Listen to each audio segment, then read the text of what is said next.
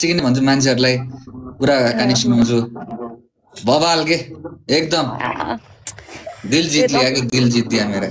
दुःख गर्नु पर्छ नि त के पाउनलाई के गर्नै पर्छ पर्यो पर्यो पर्यो यार साँच्चै नि त्यो देख म त्यहाँ जाने ठाउँ हो के पहिलेदेखि नै हजुर म एक दिन जान्छु मालाको क्याफेमा एकचोटि है सबजना गइदिनु होला यसो आइडी गरेर चेक गर्नु मालाको क्याफे के छ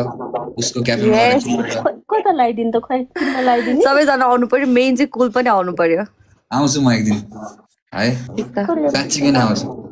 ठिक छ अनि कस्तो भयो क्रिसमस त म सुतेरै बसिरहेको थिएँ भर्खर उठेको म पनि लिटरली बिहान काम आज चाहिँ खोलिन मैले चाहिँ अनि घरको आफ्नो कामहरू भ्याएर त्यसपछि टक्क मम्मीलाई भेट्नु आएको म चाहिँ आज ठिक छ आन्टीलाई पनि हेलो भनिदिनु मेरो साइडबाट ए हुन्छ मम्मी सुनिरहनु भएको चिन्नु हुँदैन होला हुन त तर मम्मीले त अलिक चिन्नुहुन्न त्यही त ठिक छ मेरी क्रिसमस चाहिँ एकछिन यस्तो एड गर्नलाई आगिरहेछौ लाइभ त्यही भएर लोकेसन कहाँ हो तिम्रो क्याफेको लोकेसन यताउति भन्दै यहाँ च्याट सबजना आउँछन् रे गाइज हाम्रो क्याफेको लोकेसन रहेको छ Lalitpur Nakkhipot Bishal Chowk guys too good to go अनि अब चाहिँ प्लान गरिरहेको छु म रेनोभेटहरू गर्नलाई अझ फुडहरू पनि धेरै थपिनेवाला छ so please feel free to visit us बनाउने फेरि म आउँछु एक दिन दामी फुड खिलाउ न मलाई टक्क ओके भइहाल्छ नि स्पेशल डिस ओके सर छ अब अलिकति जङ्क खाने भने छ अब म हेल्थ कन्सियस छु म हेल्दी नै खान्छु भन्ने पनि छ अहिले चाहिँ रिसेन्टली एड गरेको छ नि त so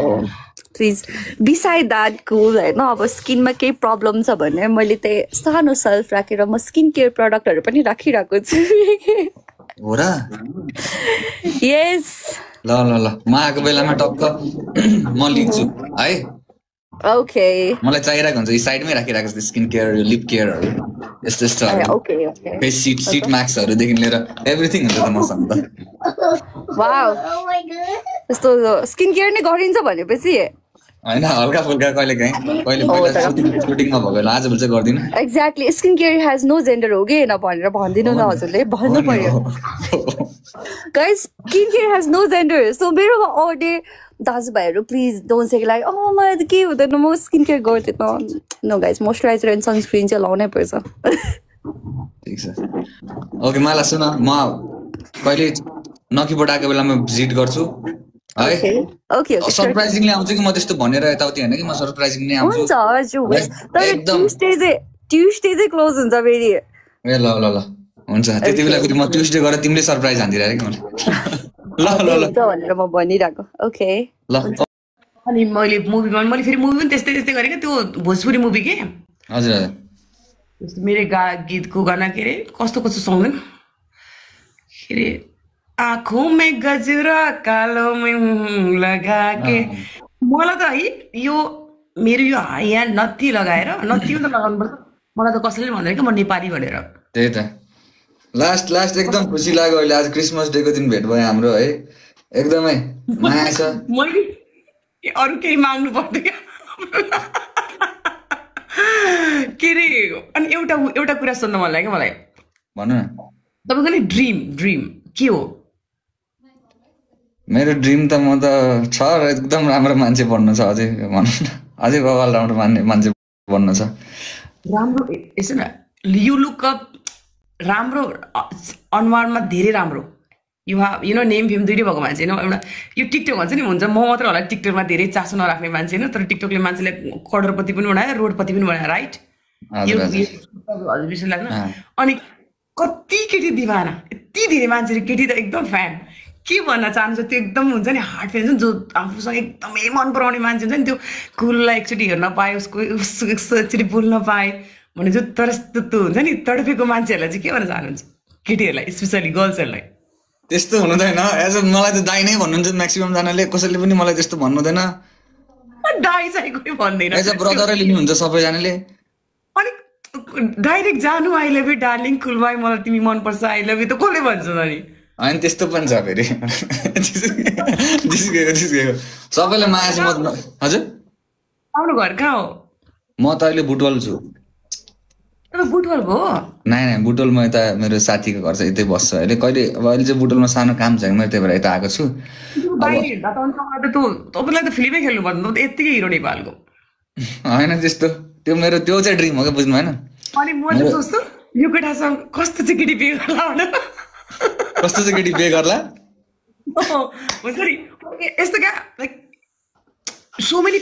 many girls like you नि त। कति धेरै यस्तो लेडिजहरू हुन्छ मन पराउँछ नि त, कति धेरै हुन्छ नि त गर्ल्सहरू। मैले कति देखेछ यहाँ त्यो कुल भाइसँग एकचोटि गफ गर्न पाएँ भने त हुन्छ नि, लाइक हुन्छ नि एकचोटि गफ म आफ्नो लाइफमा आइरहेको हुन्छ त 23,000 24,000 मान्छेहरू हुन्छ नि, त्यो 23,000मा त सायद त्यो 22,000 त केटी नै हुन्छ। त्यही त एकदम है सुन्नु न एकदम खुसी लाग्यो अहिले हामी निस्किनु पनि पर्नेछ बाहिर अहिले आज क्रिसमस पनि हो नि त त्यसैले हजुरलाई मेरी क्रिसमस पनि भन्न चाहन्छु अहिले म केटी नै दिमागमा आयो अब जहाँ इन्ट्री हुन्छ नि त्यहाँ जहाँ अब जुन रेस्टुरेन्टमा गइन्छ होला जाँदै अब त्यही फेरि त्यही मान्छे त्यही भ्युज होला है कुल। म कहाँ रेस्टुरेन्ट होइन म स्टुडियो जान लाग्यो स्टुडियो गीत रेकर्ड गर्न जानु पर्थ्यो कहिले रातितिर जाने बानी छ कि त्यही भएर। गीत पनि गाइन्छ? गाउँछु त गीतहरू पनि। एक लाइन गीत गाएर जाऊँ न त त्यसो भए भेट भइहाल्छ। नेक्स्ट टाइम जानु भएको के गीत मैले त्यही भएर यता आएको छु। बाहिर हिँड्दा त अन्त तपाईँलाई त फिल्मै खेल्नु पर्दैन, त यत्तिकै हिरो नेपालको। होइन त्यस्तो त्यो मेरो त्यो चाहिँ ड्रिम हो क्या बुझ्नु भएन। अनि म चाहिँ सोच्छु यो केटासँग कस्तो चाहिँ केटी बिहे गर्ला भनेर। कस्तो चाहिँ केटी बिहे गर्ला हुन्छ नि यस्तो क्या like so many girls like you नि त। कति धेरै यस्तो लेडिजहरू हुन्छ मन पराउँछ नि त, कति धेरै हुन्छ नि त गर्ल्सहरू। मैले कति देखेछ यहाँ त्यो कुल भाइसँग एकचोटि गफ गर्न पाएँ भने त हुन्छ नि, लाइक हुन्छ नि एकचोटि गफ म आफ्नो लाइफमा आइरहेको हुन्छ त 23,000 24,000 मान्छेहरू हुन्छ नि, त्यो 23,000मा त सायद त्यो 22,000 त केटी नै हुन्छ। त्यही त एकदम है सुन्नु न एकदम खुसी लाग्यो अहिले हामी निस्किनु पनि पर्नेछ बाहिर अहिले आज क्रिसमस पनि हो नि त त्यसैले हजुरलाई मेरी क्रिसमस पनि भन्न चाहन्छु अहिले म केटी नै दिमागमा आयो।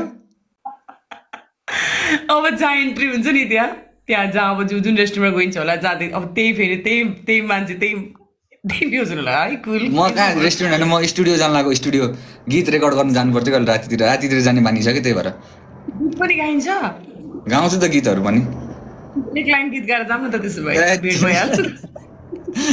नेक्स्ट टाइम जानु भएको के गीत गाउँछ यार मेरो